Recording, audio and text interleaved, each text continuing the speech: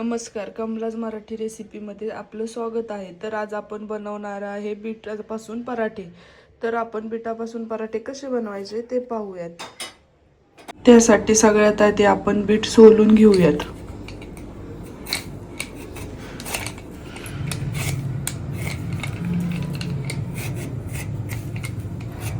अशा पद्धतीने आपण बीटची साल काढून घेतलेली आहे.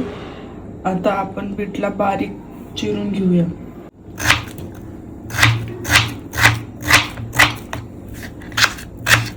एकदम बारीक काप करून घ्यायचे. अशा प्रकारे आपण बारीक काप करून घेतलेले आहे. घेतलेले काप आपण मिक्सरच्या भांड्यामध्ये बारीक करून घेऊयात. त्यासोबत आपण त्याच्यामध्ये लसूण, 2 मिरच्या आणि कोथिंबीर टाकून बारीक करून घेणार आहोत.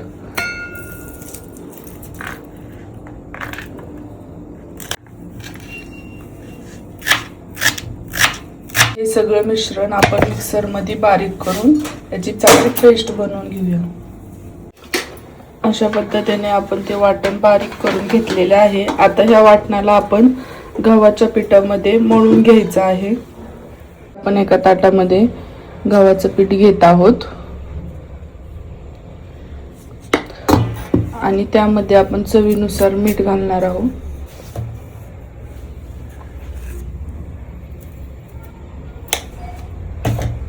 थोडंसं हिंग घालून घेऊया, त्याने जरा पराठ्याला चव येते. आता आपण बारीक केलेलं वाटण त्यामध्ये घालून मिक्स करून घेऊया.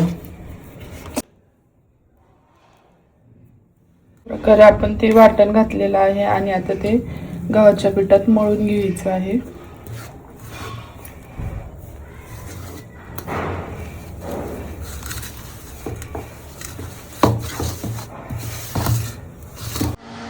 अशा प्रकारे आपण त्याचा एक गोळा बनवून घेतलेला आहे. आता आपण याला थोडंसं तेल लावून व्यवस्थित मळून घेऊया.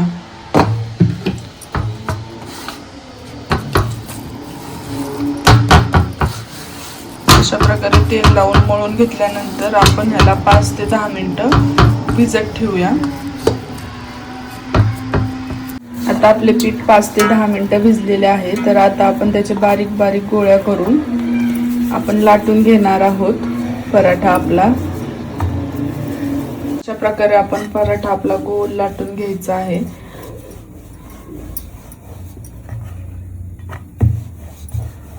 पराठा लाटून झालेला आहे. आता आपण ह्याला भाजून घेऊयात.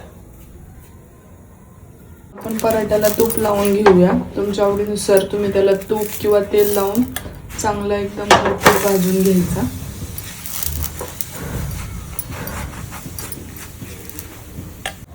अशा पद्धतीने आपला पराठा व्यवस्थित भाजून झालेला आहे.